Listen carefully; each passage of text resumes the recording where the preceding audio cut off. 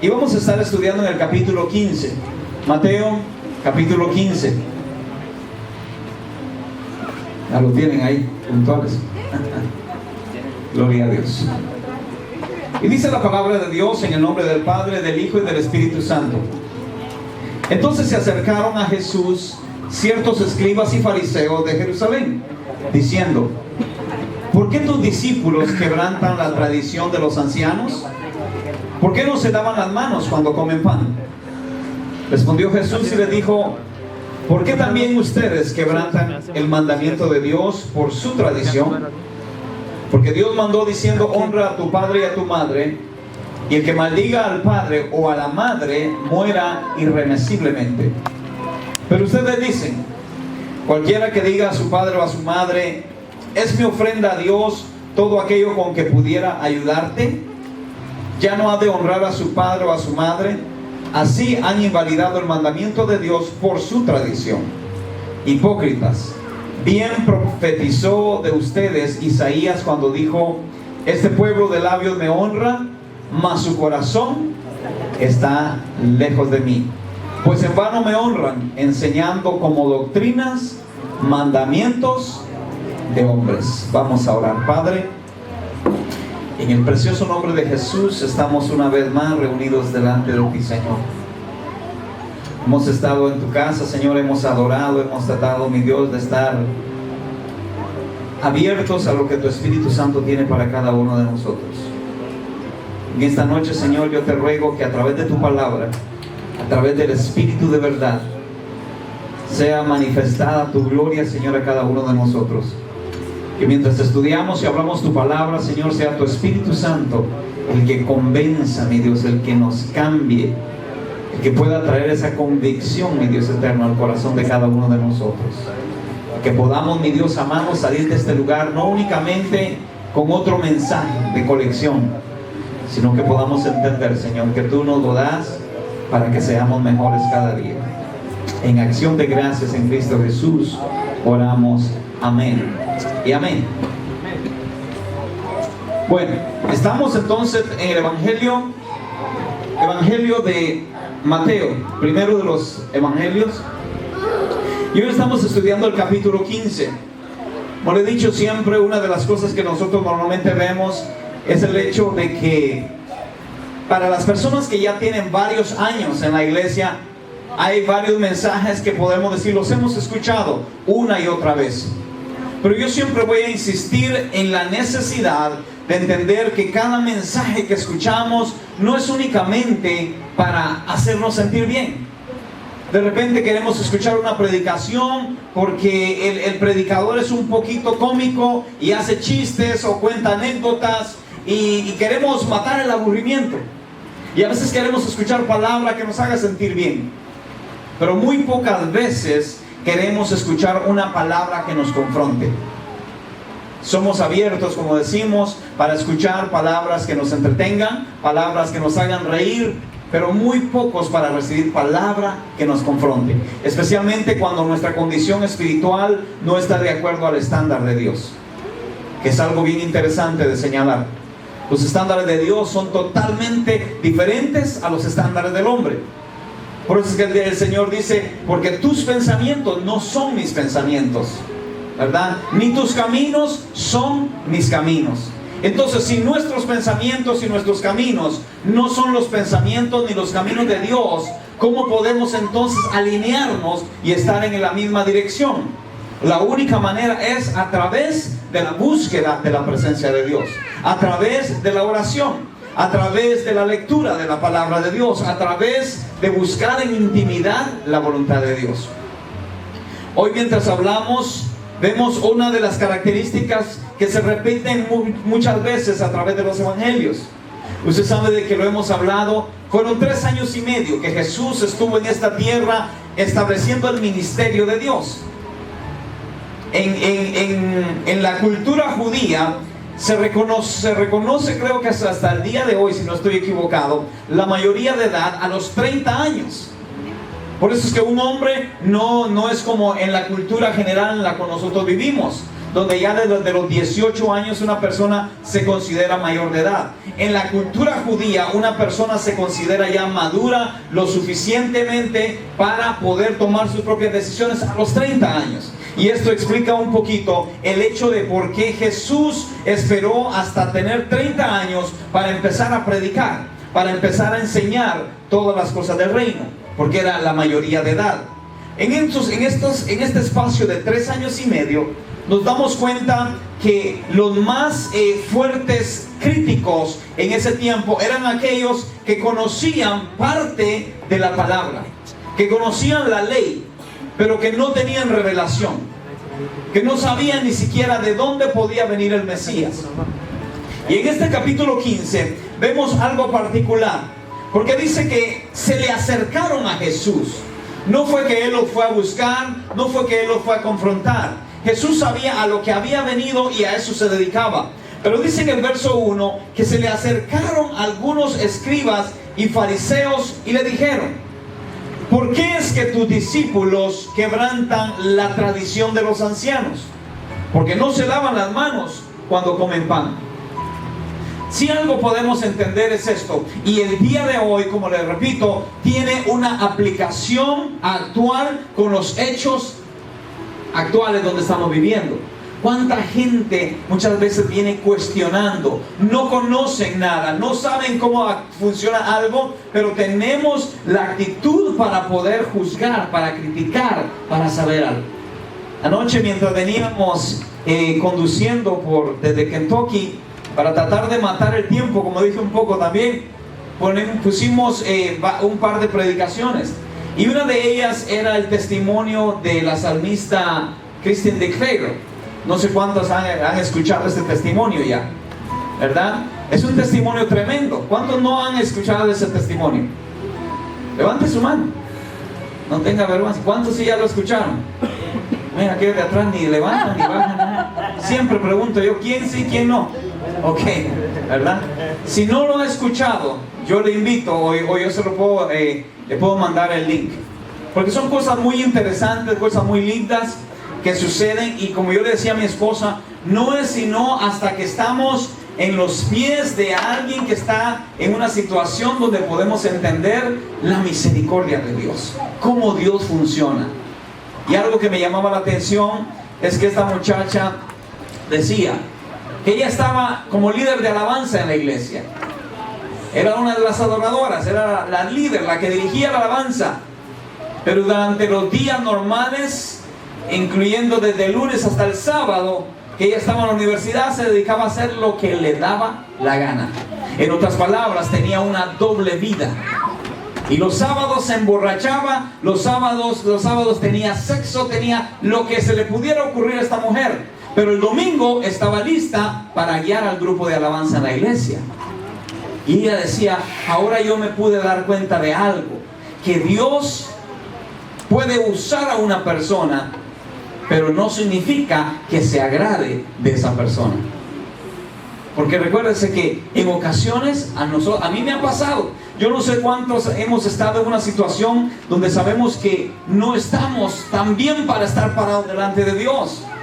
Y de repente vemos que en el mover de la música o en la palabra, Dios empieza a moverse, el Espíritu de Dios se mueve y empieza a tocar vidas. Y uno dice, wow, como que no está tan malo entonces la cosa.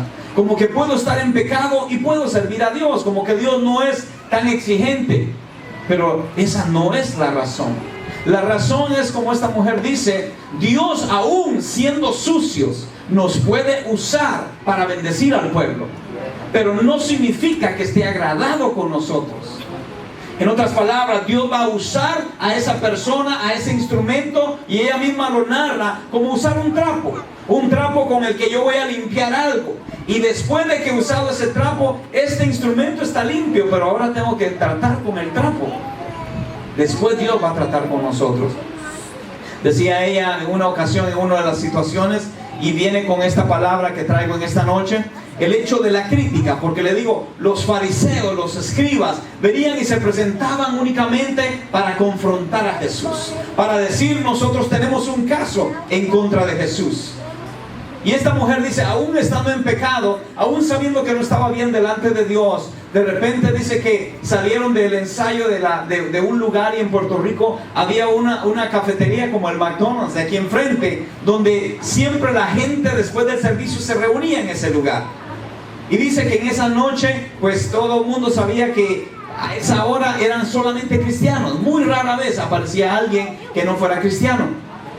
Y de repente en lo que ella está esperando su comida, dice que entra una señora con el pelo pintado de amarillo, con pantallas, dicen los boricuas, ¿verdad? Con aretes y brazaletes, y llevaba pantalones y llevaba tacones altos. Y dice, y yo desde este momento, porque había sido crecida en una iglesia pentecostal, empecé a criticar a esa mujer.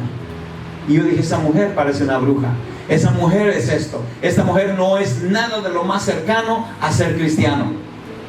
Porque como dijo ella, porque estamos acostumbrados a juzgar únicamente por lo que vemos.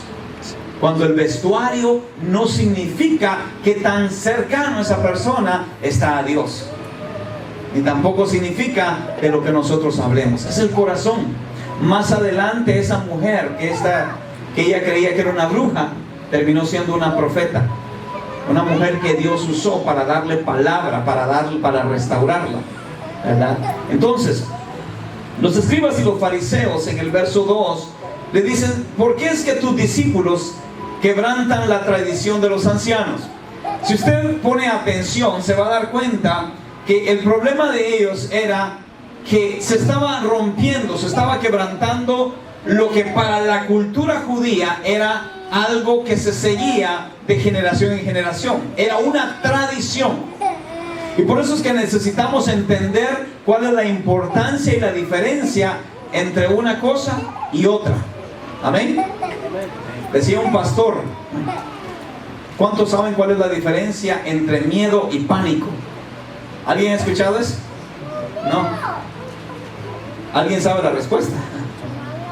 Decía el pastor, la diferencia entre miedo y pánico es que usted esté a la orilla de la playa con su suegra y de repente viene una ola fuerte y se lleva a la suegra. Ese es miedo.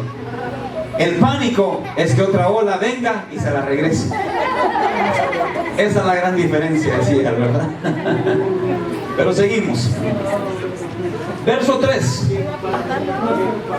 Dice, respondiendo Jesús le dijo, ¿por qué también ustedes quebrantan? Ahora no dice la tradición. ¿Qué es lo que estaba quebrantando este pueblo? Estaba quebrantando el mandamiento, no de los ancianos, sino de quién. El mandamiento de Dios a través de la tradición. Aquí es donde es bien importante entender todos estos aspectos de la vida cristiana. Porque muchos de nosotros todavía tenemos muy arraigado dentro de nosotros la tradición. La tradición y no lo que Dios manda. Por eso es que decimos, desde la manera en que nos vestimos se convierte en una tradición. De la manera en que palmeamos o alabamos a Dios viene de una tradición. Pero olvidamos que el mandamiento de Dios es el que establece con lujo de detalles cómo nosotros debemos presentarnos delante de Dios. Con qué corazón nosotros debemos alabar a Dios. Porque dice el verso 4, porque Dios mandó diciendo, Dios es el que mandó, diciendo, honra a tu padre y a tu madre, y el que maldiga al padre o la madre muera sin remedio, irremisiblemente. Pero ustedes han venido a cambiarlo. Y es lo que están diciendo. Dice, cualquiera que diga a su padre o a su madre, la ofrenda que tengo para Dios es todo aquello con que pudiera ayudarte, ya no ha de honrar a su padre o a su madre. Los judíos habían enseñado, y especialmente no como cultura, sino los sacerdotes, los que tenían, los fariseos, los que gobernaban el ambiente religioso de ese tiempo, le habían puesto tanto interés a las ofrendas, a las limosnas, al dinero, que llegó un momento donde presionaban tanto a la gente para que la gente se despojara aún de lo que debían estar haciendo, que era honrar a su padre y a su madre. Algunos habían enseñado diciendo, ¿sabes qué? No hay problema. Si tú traes el dinero a la iglesia, si tú vienes y honras a Dios, Dios está bien, Dios te va a pasar por alto el mandamiento que Él dio de honrar a padre y a madre. Vean que esto es bien fuerte. Es bien fuerte porque tal vez no desde la iglesia, tal vez no desde un gobierno se está enseñando esto, pero nuestro corazón en ocasiones se pone en ese nivel. Donde a veces decimos, bueno, yo quiero honrar a Dios, yo voy a honrar a Dios con mis diezmos y mis ofrendas, pero tengo que ayudar a mi papá, tengo que ayudar a mi mamá, tengo que ayudar a la familia.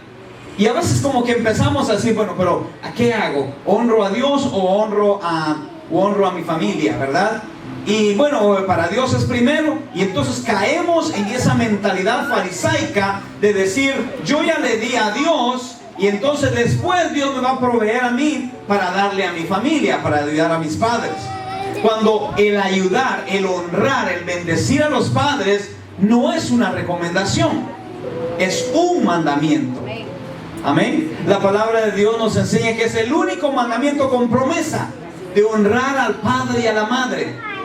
Pero muchos nos olvidamos de que tenemos familia.